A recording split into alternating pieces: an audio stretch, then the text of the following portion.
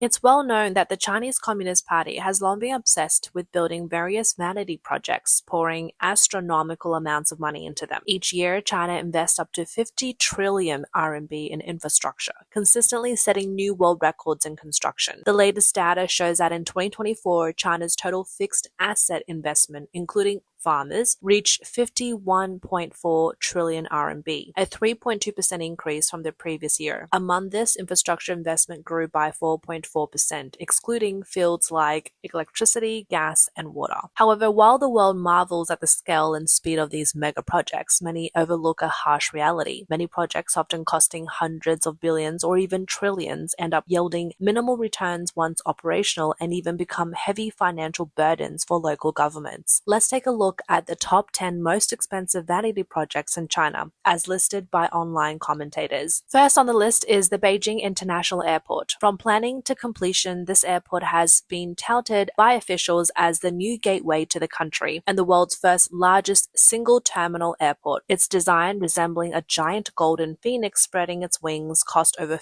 80 billion RMB to build. When you factor in the supporting transportation, land acquisition, and surrounding development, the total investment is far greater. While Daxing Airport has indeed set multiple world firsts in terms of technology and scale, it also has sparked widespread public doubt about its return on investment. With Beijing already home to the capital international airport, many question whether such a massive new airport is truly necessary. Can the huge investment be recouped over the next few decades? The high-speed rail and highway projects that accompany the airport have also cost a fortune. What kind of debt burden will this bring? These concerns remain unresolved. The second major money-draining project is the Wulong Dam hydroelectric power station located on the Jingsha River at the border of Yunnan and Shutan.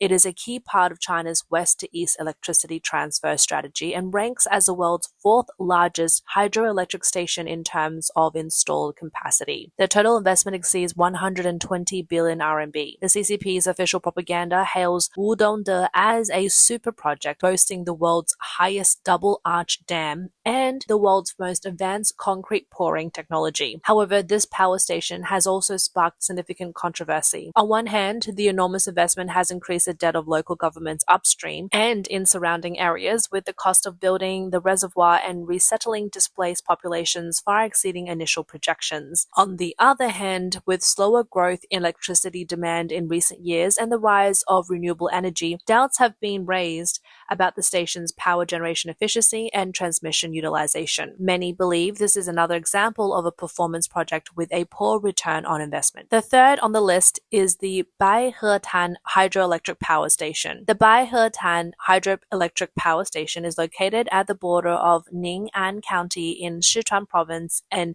Chaojia County in Yunnan Province, on the upper reaches of the Jingsha River. It is another key project in China's west-to-east electricity transfer strategy, and following the Three Gorges project is another massive hydroelectric project. The total investment reached 220 billion RMB and is touted as the world's largest and most technically complex hydropower project under construction. However, like many other super projects, Baihetan has sparked significant controversy. On one hand, the massive investment has further increased local government debt in the western regions. The financial pressure, combined with repeatedly lowered electricity prices and slowing power demand growth, has only amplified the issue. On the other hand, the construction of the dam has had a profound impact on the ecosystem of the Jingsha River Basin. It has submerged large areas of pristine forest and farmland, forcing hundreds of thousands of people to relocate, leading to enormous social and ecological costs. Fourth, there is the Hong Kong Juhai Macau Bridge. This bridge stretches about 55 kilometers and spans the Lingding-Yang, connecting Hong Kong, Juhai, and Macau. It is the world's longest sea-crossing bridge with a total investment of over 126.9 billion RMB and has been promoted by the CCP as the New World Wonder. However, the high construction costs stand in stark contrast to the bridge's long-term underperformance in terms of traffic volume.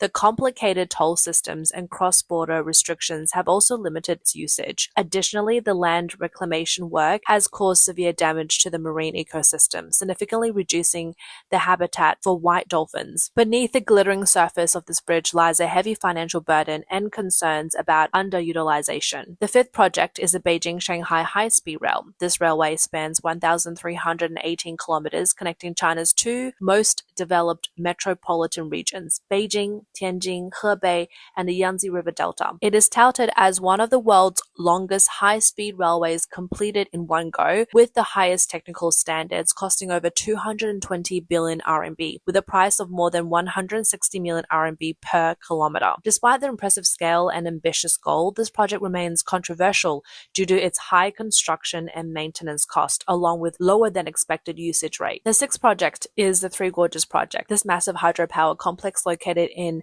Shandong Pingyichan City, Hubei province, is the largest and most expensive hydropower station in the world and one of the most controversial mega projects in China's history. The total investment exceeds 200 billion RMB. If long-term resettlement and ecological restoration costs are considered, the actual cost is far higher. The quality of the Three Gorges project has also been a topic of controversy. Many experts have pointed out that the dam is situated in a geologically complex earthquake zone. The drastic changes in water pressure after the dam is filled significantly increases the risk of landslides and earthquake-triggered disasters. As the largest concrete gravity dam in the world, a structural failure at the Three Gorges Dam would have catastrophic consequences. Some scholars have even stated that if the dam were to collapse, the middle and lower reaches of the Yangtze River would flood, potentially devastating the living environments of millions of people in the cities like Wuhan, Nanjing, and Shanghai. The seventh project is the Shutan-Tibet Railway, starting in Chengdu, Sichuan, and ending in Lhasa, Tibet. This railway spans about 1,838 kilometers. It is the longest and most challenging plateau railway under construction in China, facing the most complex natural conditions, and is dubbed the super project on the roof of the world. The entire line is divided into three sections: Chengdu, Yan'an, Lizhi, and then Lizhi, Lhasa, with a total investment exceeding 319.8 billion RMB, far surpassing most high-speed rail or hydroelectric projects. Although the CCP promotes the Sichuan-Tibet Railway as an awe-inspiring engineering feat, it has faced criticism for being a typical political project with investment far exceeding the expected returns. It carries a heavy financial burden and significant ecological cost, becoming a symbol of the build first, pay later development logic. The eighth project is the west to east gas transmission. This is a crucial part of China's energy strategy, designed to transport natural gas from regions like Xinjiang and Shanxi Gangshu through thousands of kilometers of pipelines to energy-consuming provinces in East and North China. The total investment exceeds 300 billion RMB, and the project is promoted by the CCP as the energy artery of the century. The ninth project is the South to North Water Diversion. The South to North Water Diversion project is known as the world's largest and longest cross-basin water diversion project.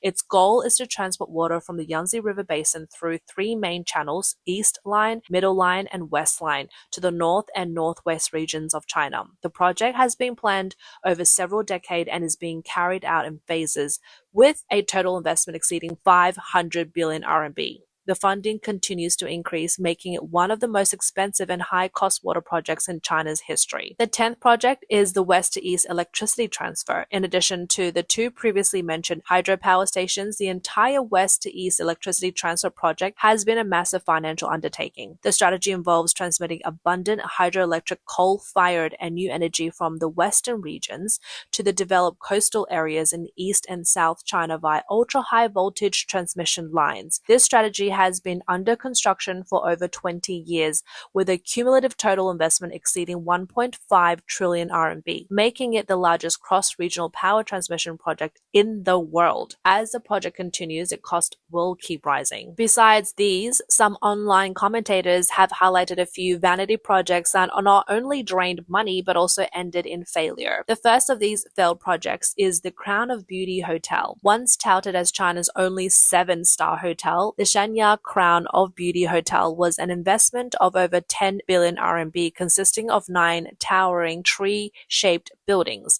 It was the venue for international beauty pageants and was seen as a benchmark for China's luxury hotels. However, after Evergrande took over, the hotel became a symbol of failure after the company's debt crisis. Originally, the hotel charged several thousand RMB per night, but now rooms can be rented out for just 68 RMB. While the exterior still looks grand, the interior management is chaotic. Public areas are neglected, and the design concept is severely disconnected from reality. What was once a luxury dream has now become an ecological joke. The second most failed skyscraper is the Gaoing Financial 117 Tower, with a total cost exceeding 70 billion RMB. This tower in Tianjin stands nearly 600 meters tall and was originally planned to become the sixth tallest building in the world and the third tallest in China. However, after reaching its roof, the project was stalled due to a broken funding chain and for 10 years remained incomplete. To this day, it stands as a sky-high unfinished building.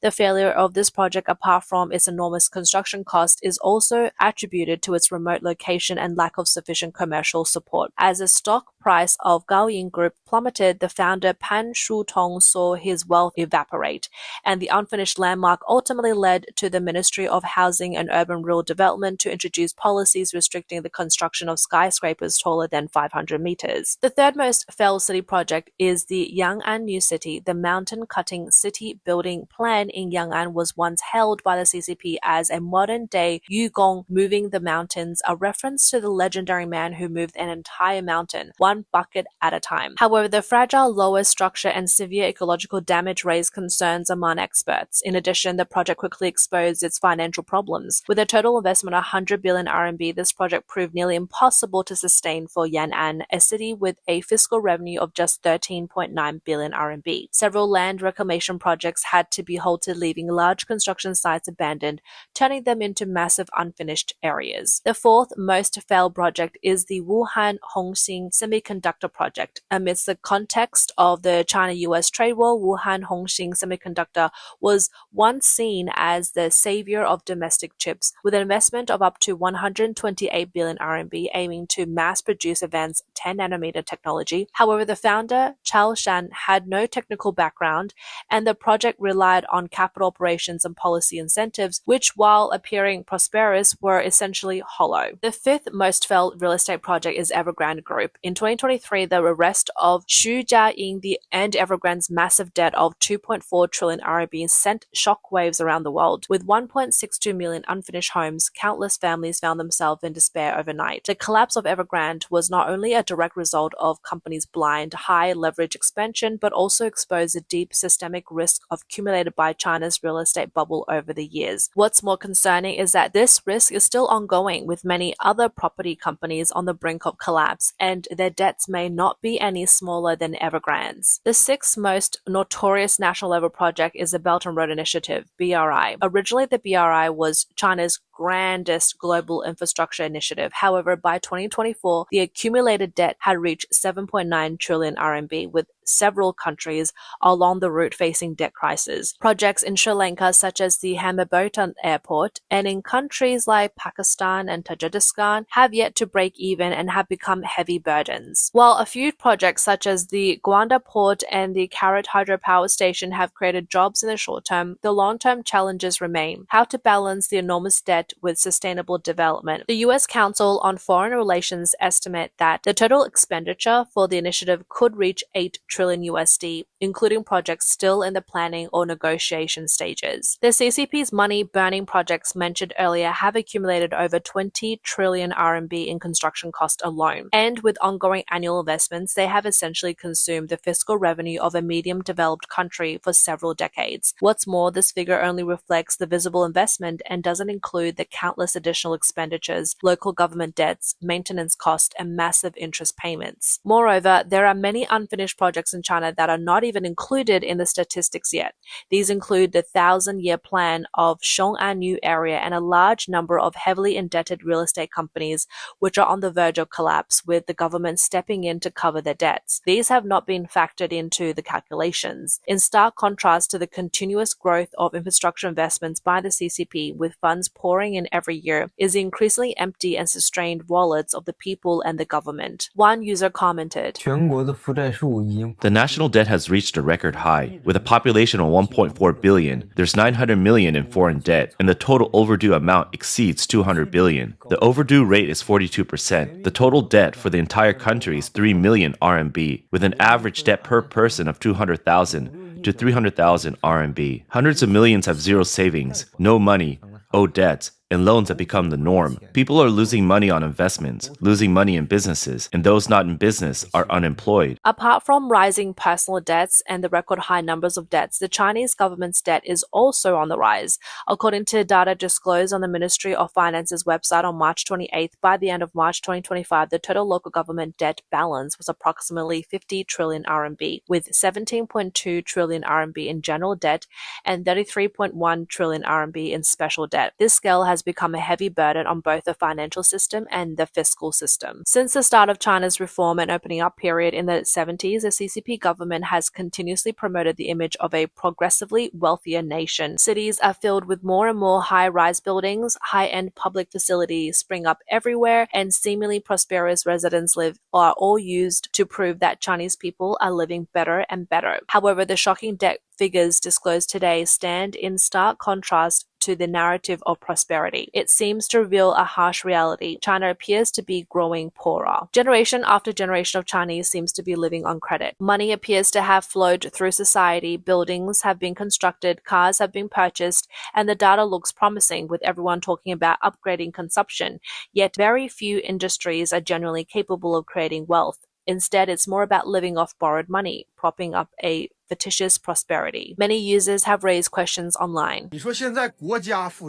Now the country is in debt. Local governments are in debt. Private enterprises are in debt. State-owned enterprises are in debt. People buying houses are in debt. Developers are in debt. Workers are in debt. Entrepreneurs are in debt. Even college students are almost all in debt. When you exclude the elderly and children, everyone is in debt. So where's all the money going? The answer is obvious. From various data points, it's clear that the national capital, which the people rely on for survival, has been poured by the CCP into these domestic and foreign vanity projects. Interestingly, in early May 2025, the CCP's National Development and Reform Commission NDRC, together with the Ministry of Housing and Urban Rural Development and other 6 ministries, released a new version of the Infrastructure and Public Utilities Concession Management Measures. The most significant move was that the Ministry of Finance and NDRC had revoked some of the local government's infrastructure approval rights. In the past, local governments had considerable autonomy and could start financing once a project was approved. Now the State Council's NDRC has reinstated approval procedures for projects with extremely large-scale, high investment,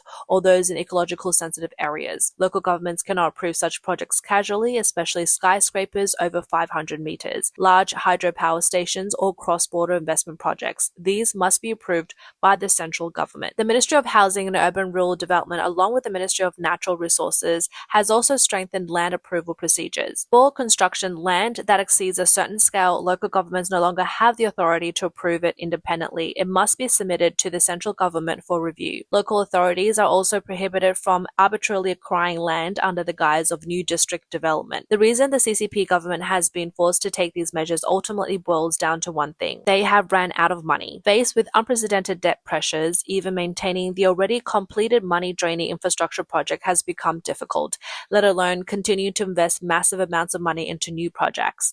What were once seen as performance projects and engines of growth have now become the heaviest fiscal burdens.